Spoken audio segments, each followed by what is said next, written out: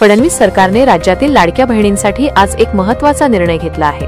मुख्यमंत्री माझी लाडकी बहीण योजनेअंतर्गत पात्र लाभार्थ्यांना दरमहा 1500 रुपयांचा लाभ दिला जातोय। या योजनेचा ऑगस्ट महिन्याचा हप्ता सप्टेंबर महिन्यात वितरित करण्यात आला होता।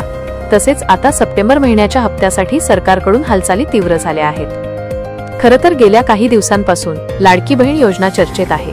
चर्चेचे कारण असे की या योजनेसाठी केवायसी बंधनकारक करण्यात आली आहे। केवायसी साठी लाडक्या बहिणींना 2 महिन्यांचा अल्टिमेटम देण्यात आला आहे, पण केवायसी करताना महिलांना मोठ्या अडचणींचा सामना करावा लागतोय।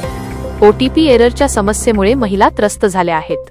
वेळेवर केवायसीची प्रक्रिया पूर्ण झाली नाही तर या योजनेचा हप्ता थांबवला जाईल अशी भीती देखील महिलांना आहे। काही महिला केवायसी झाली नाही तर सप्टेंबरचा हप्ताही मिळणार नाही अशा चिंतेत आहेत। पण सरकारने सप्टेंबर आणि ऑक्टोबरचा हप्ता केवायसी केली नसेल तरी मिळेल असे संकेत दिले आहेत। अशातच आता सप्टेंबरच्या हप्त्यासंदर्भात महत्त्वाचे अपडेट हाती आले आहे।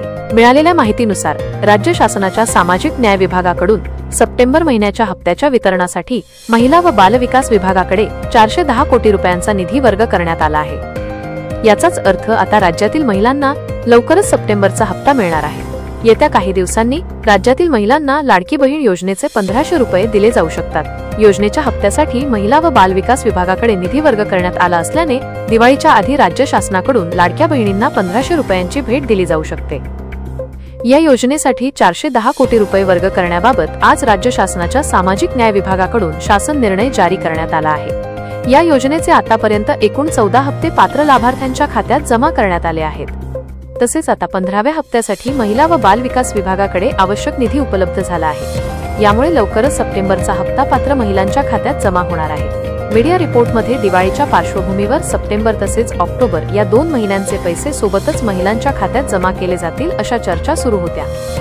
परंतु महिला व बाल विकास विभागाकडे 410 कोटी रुपयांचा निधी जमा झाला असल्याने यावेळी फक्त सप्टेंबरचा हप्ता दिला जाईल आणि ऑक्टोबरचा हप्ता कदाचित दिवाळीनंतर मिळेल असे चित्र तयार होत आहे।